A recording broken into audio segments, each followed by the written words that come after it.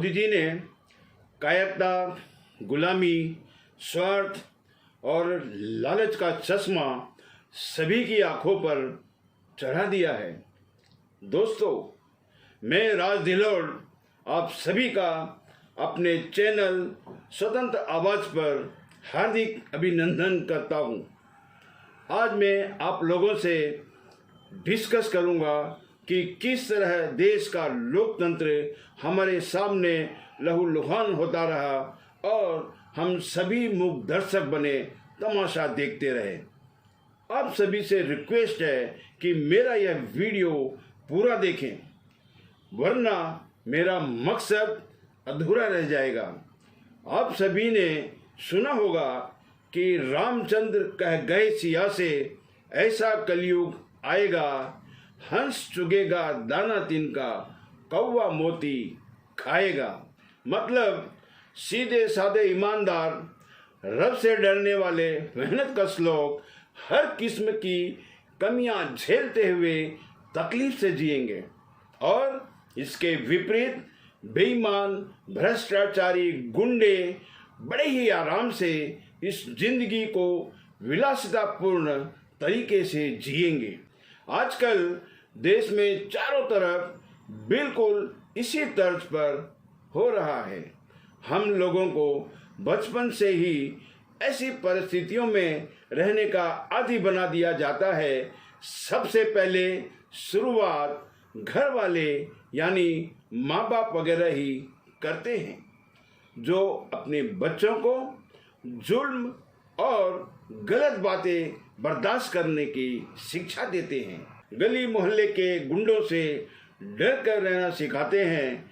किसी के भी मामले में ना बोलने की स्वार्थ भरी नीति सिखाते हैं। फिर स्कूल कॉलेजों के टीचर्स, दोस्त, रिश्तेदार सभी का बस एक ही मकसद होता है कि जुल्म को बर्दाश्त करना है। ताकतवर के खिलाफ बिल्कुल भी आवाज़ नहीं उठानी है, चाहे वह कितना ही गलत और जुल्म कर रहा है। इस तरह हमारा समाज हमें कायरता और स्वार्थ का पाठ तो पढ़ाता ही है, साथ में जी हुजूरी भी करना सिखाता है।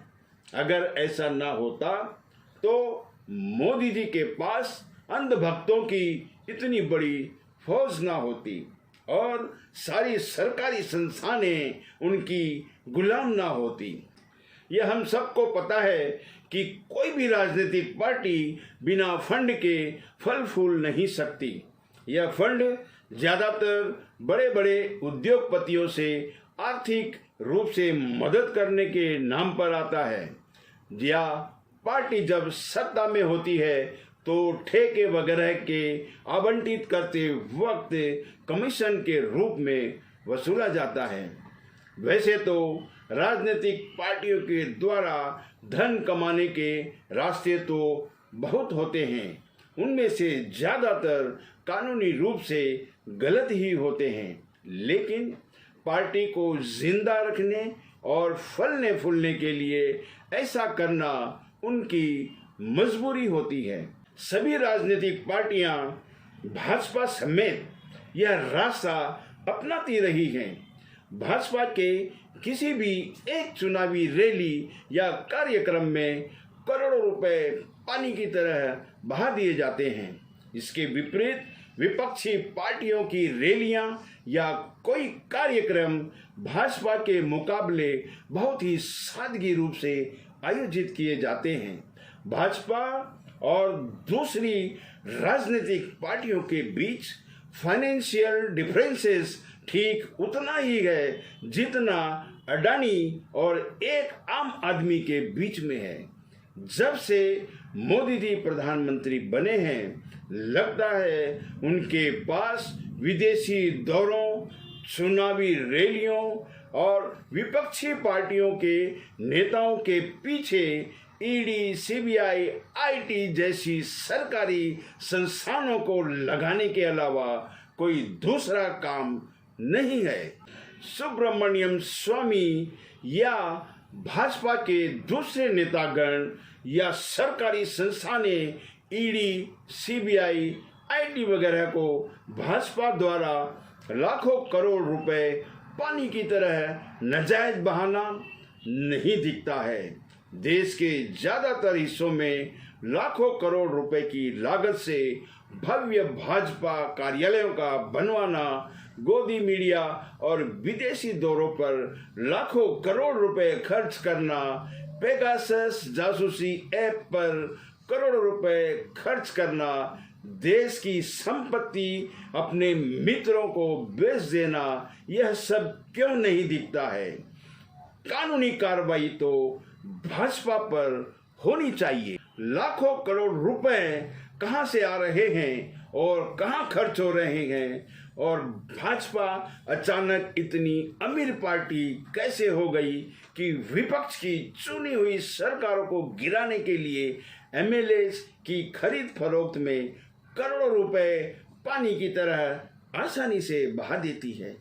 इन सब का हिसाब तो भाजपा को देश के सामने रखना चाहिए, लेकिन एक तो चोरी, ऊपर से सीना जोरी की तर्ज पर भाजपा अपना हिसाब देने की बजाय गरीब विपक्षी पार्टियों के पीछे पड़ी रहती है, और सालों पुराने केस जिन पर कई बार सुनवाई होने के बाद ठंडे बस्ते में चले गए हैं, ऐसे गड़े मुर्दों को उखाड़कर उनको तंग और बदनाम करती है। मैं यहाँ पर किसी भी बुराई का समर्थन नहीं करता।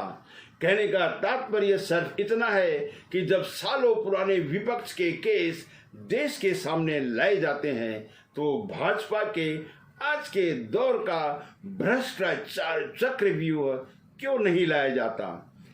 ईडी, सीबीआई, आईटी, सुब्रमण्यम स्वामी और भाजपा के तमाम नेतागणों को यह क्यों नहीं दिखता है? ना दिखने का सिर्फ एक ही कारण है कि मोदी जी ने सभी की आंखों पर कायरता, गुलामी और स्वार्थ, लालच का चश्मा चढ़ा दिया है।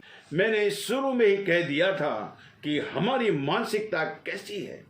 अगर ऐसा ना होता तो मुट्ठी भर अंग्रेज हम पर 300 साल शासन नहीं कर सकते थे।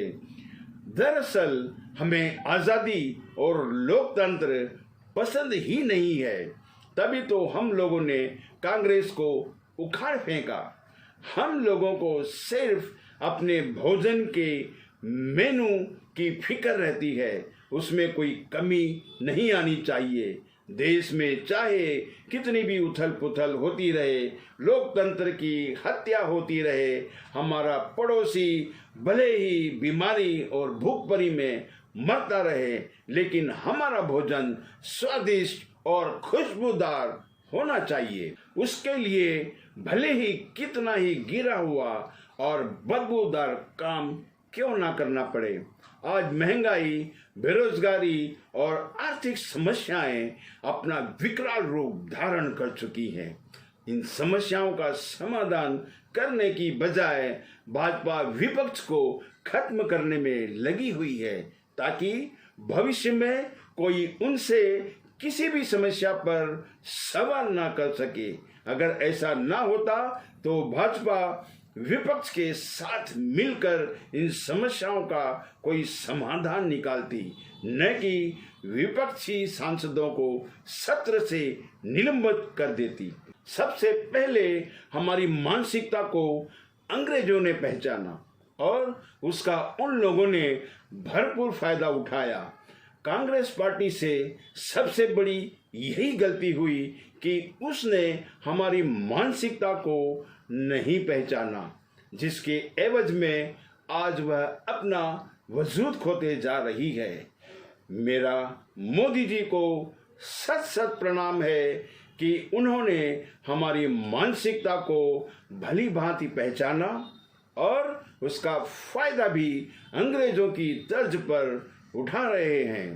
कांग्रेस ने देश को क्या दिया और गांधी परिवार ने कितनी जानें कुर्बान कर दी, यह सब कुछ देश भूल चुका है, क्योंकि हमारी याददाश्त भी कमजोर होती है। भाजपा और उसकी आईटी सेल द्वारा गांधी परिवार के महान किरदारों नेहरू जी, इंदिरा जी और राजीव के चरित्र हनन की बार बार कोशिश होती रहती है और इसके विपरीत अपने मुंह मियां मिट्ठू की तर्ज पर मोदी जी को महान व चरित्रवान दिखाने की भ्रमी कोशिश होती रहती है, जिसमें वे लोग किसी हद तक हमारी मानसिकता की वजह से कामयाब भी होते दिख रहे हैं। मुझे सबसे ज़्यादा दुख व तकलीफ इस बात से होती है कि लोग सच झूठ और अच्छे बुरे में फर्क करना भूल चुके हैं। आज कांग्रेस मेरी तरह बूढ़ी, बीमार और कमजोर हो चली है। भले ही उसने अपने अच्छे वक्त में अच्छे काम किए हों, लेकिन आज वह सब किसी को भी याद नहीं है और विडंबना यह है कि कोई याद करना भी नहीं चाहता। हमारी मानसिकता में यह भी शामिल है कि हम लोग चढ़ते सूरज को ही सलाम करते हैं, भले ही किसी ने अपने आज को संवारने के लिए कितना भी गलत काम किया हो। इसके विपरीत बीते हुए कल में किसी ने कितना भी अच्छा काम किया हो, लेकिन हम लोग आज को ही सलाम करते हैं, बीते हुए कल को नहीं। मोदी जी आज के विजेता हैं, आज के हीरो हैं। उनके चाय बेचने से लेकर आज का हीरो बनने तक का सफर आसान नहीं था। उनके ऊपर गोधरा कांड, गुजरात दंगे, पुलवामा कांड और देश की संपत्ति को अपने मित्रों को बेच देना वगैरह वगैरह ना जाने कितने आरोप लगते रहे, लेकिन हमारे बहादुर मोदी जी ने अदालत हो या विपक्षी पार्टियां सबको ध्वस्त करते हुए विजय पाई। मैंने आज तक यही सुना था कि कानून से बड़ा कोई नहीं होता, लेकिन गलत सुना था, क्योंकि हमारे आदरणीय मोदी जी के कद के सामने कानून का कद भी बोना हो गया है। भले ही यहाँ तक पहुँचने के लिए उनको कितने ही पापड़ बेलने पड़े हों, लेकिन हम सबको यह स्वीकार करना पड़ेगा कि इतने बड़े लोकतंत्र के सिस्टम को बदलकर उन्होंने नामुमकिन को मुमकिन बना दिया है। आज कानून नहीं बल्कि मोदी जी तय करते हैं कि कौन मुजरिम है और कौन नहीं, किसे आबाद रहना है और किसे बर्बाद होना है। यह सब कुछ मोदी जी की मर्जी पर ही निर्भर करता है।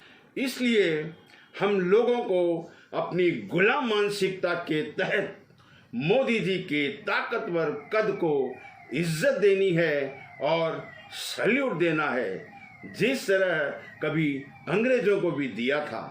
इसी के साथ मैं आप लोगों से विदा लेता हूँ। जो लोग चैनल पर नए हैं प्लीज़ सब्सक्राइब कर लें और बेल आइकन के बटन को भी दबा दें ताकि नए वीडियो की नोटिफिकेशन मिलती रहे। अगर मेरा ये वीडियो पसंद आया है तो इसे लाइक, कमेंट और शेयर करना ना भूलें। जय हिंद।